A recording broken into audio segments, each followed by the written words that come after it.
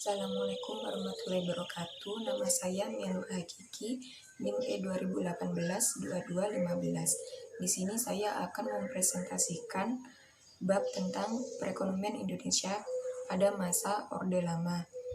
Kebijakan perekonomian Indonesia pada masa Orde Lama. Kebijakan pemerintah sejak pemerintahan Orde Lama yaitu kewenangan menjalankan anggaran.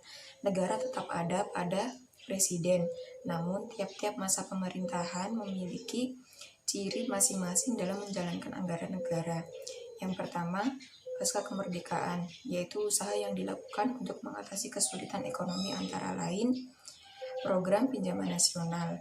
Yang kedua, upaya penembusan blokade. Yang ketiga, konferensi ekonomi Februari 1946. Yang keempat, pembentukan planning board. Yang kelima, Casino Plan. Dan yang keenam, masa liberal. Nah, masa liberal ini yaitu masa pada tahun 1950 hingga 1957, di mana pemerintahan ekonomi yang dihadapi oleh bangsa Indonesia masih sama dengan sebelumnya. Masa ini disebut dengan masa liberal karena dalam politik maupun sistem ekonominya menggunakan sistem liberal. Perekonomian diserahkan pada pasar sesuai teori-teori mazhab klasik yang menyatakan laissez-faire, laissez-passer.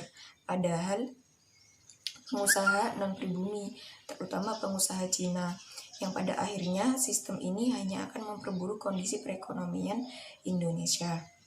Nah, lalu bagaimana yang dilakukan untuk mengatasi masalah ekonomi di Indonesia saat ini, yaitu dengan cara upaya menumbuhkan wira swastawan pribumi dan mendorong importer nasional. Yang kedua, pribumi yang cenderung konsumtif dan tak bisa bersaing dengan pengusaha non-pribumi.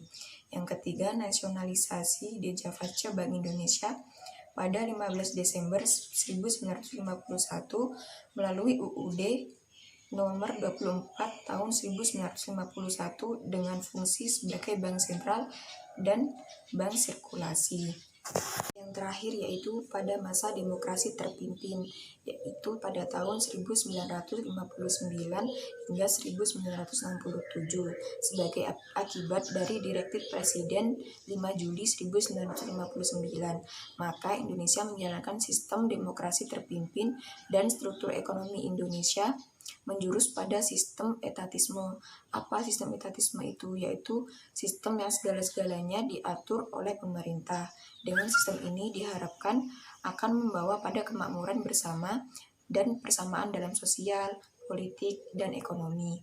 Akan tetapi kebijakan-kebijakan ekonomi yang diambil pemerintah di masa ini belum mampu memperbaiki keadaan ekonomi Indonesia. Sekian presentasi dari saya, mohon maaf jika ada salah. Wassalamualaikum warahmatullahi wabarakatuh.